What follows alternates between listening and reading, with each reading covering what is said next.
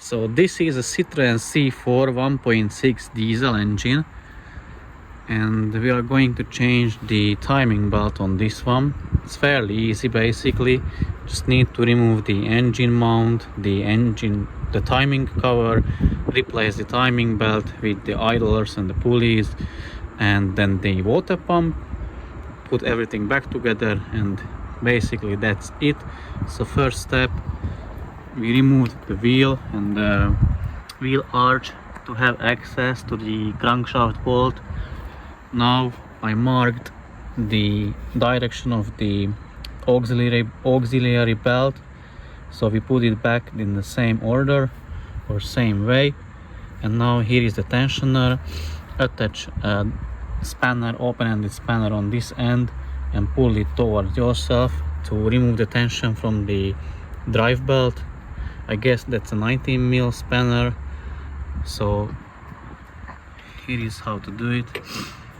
Obviously, either take a picture or remember how the drive belt is routed on the pulleys to be able to put it back in the same way, and then you can remove the tension from the belt and remove then the belt itself.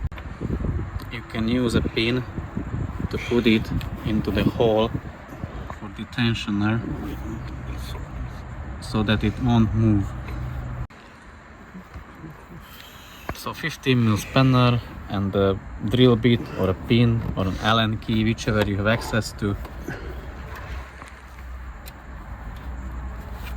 Yeah. Now the tension is removed from the belt. You can remove the belt if you want, or the tensioner first. In the next step, we are removing the crankshaft pulley, that big one. I guess it is a 21mm bolt. So use an impact gun and remove the bolt. The crankshaft bolt and the pulley is off now. It is good to remove the crankshaft sensor as well. So here is the connector, and there is one, I guess either 10 or 8mm bolt for the sensor. So remove the connector, remove the bolt, and remove the sensor, and that way you don't damage the sensor. Now the timing cover has come to off. This plastic part, it is held by a bunch of bolts.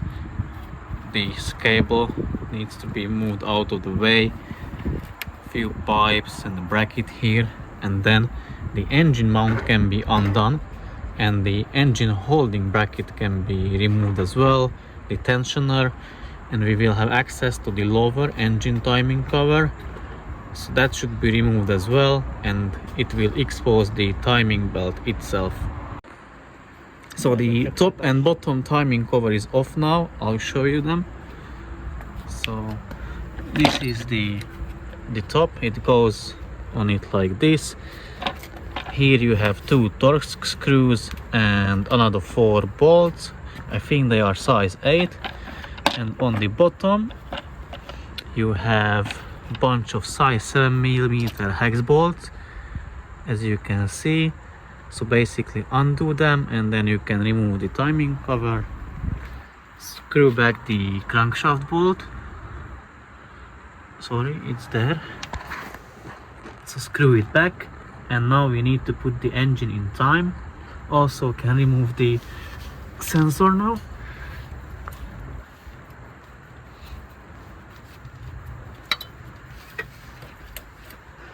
Yeah, so the sensor is out of the way. The bolt is back. Now we need to turn the engine, put it in time, insert the pins into the slots. So as you can see on the camshaft pulley, here is the hole, and here is the hole on the back of the engine. So they need to align. Also I think that's the fuel pump that needs to align here with the marking. I will show you when it is everything aligned so that you can see how it looks like. So the engine is in time now. What that means, that the first cylinder is at top dead center. So the holes aligned on the camshaft pulley and on the engine block. Also here, as you can see, there is the hole, so you insert the pin there and it will look that, I think that's the fuel pump or some kind of pump, I'm not sure. And on the crankshaft down here as well, you see that the top hole, the others are oval and that one is around, so it goes a pin there as well. I will show you when the pins are inserted. So insert them all the way.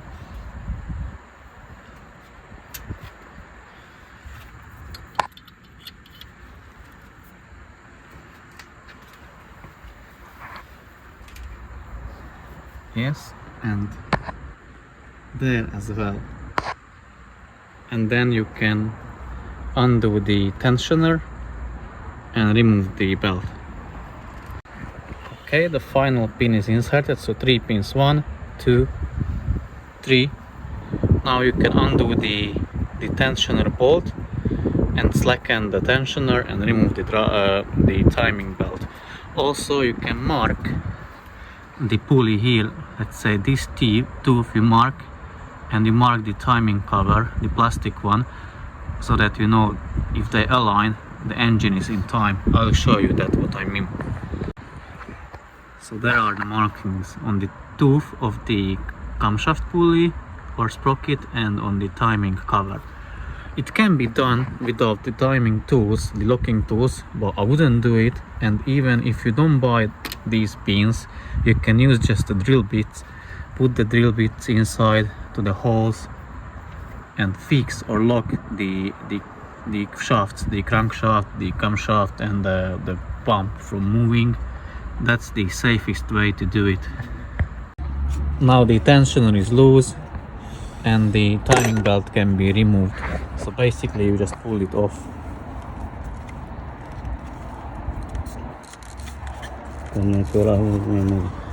think easier from here. Yes.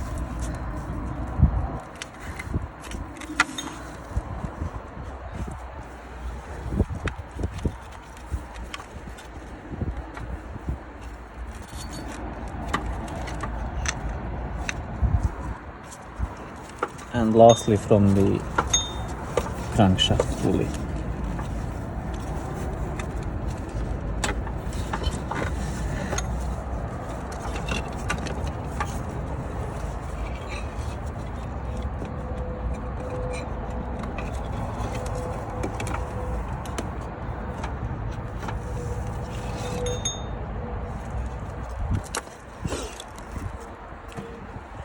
Now you can change the water pump and the idlers.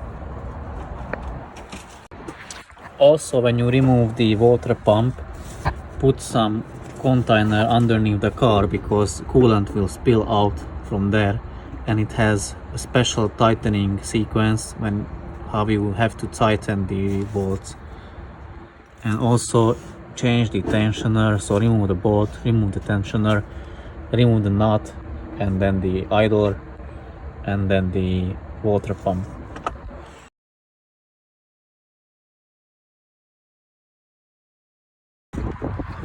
So the water pump is replaced, the pulleys or the idlers are replaced as well, the tensioner. So basically you route it here, you start here with the belt, start on this sprocket, go down on the pulley, crankshaft sprocket, water pump, then this pump, I think that's the fuel pump, and then the last is the tensioner. So once the belt is on, you can tighten the bolt. First you need to adjust the tensioner and then you tighten the bolt of the tensioner. Check if everything is on the marks, the tensioner as well, and then turn the engine over by the crankshaft 2 times to verify that it can turn freely, and then you can start to assemble the things back together, top up the coolant, and you are good to go. So the tensioner is now tightened. I'll show you what you need to align on the tensioner side. So basically, I hope you'll be able to see it, but with the tensioner, you see that hole that should be in the middle of that groove, pointing towards that bolt which you can see. So if it is in the middle, then you can tighten the tensioner bolt all the way you can, and then you can remove the pins, turn the engine over 2 times, verify they come back exactly the same place, and then you can start assembling the things back together.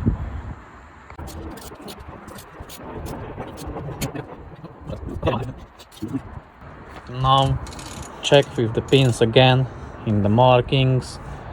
You put the pins back there as well, just to verify. Also check the tensioner.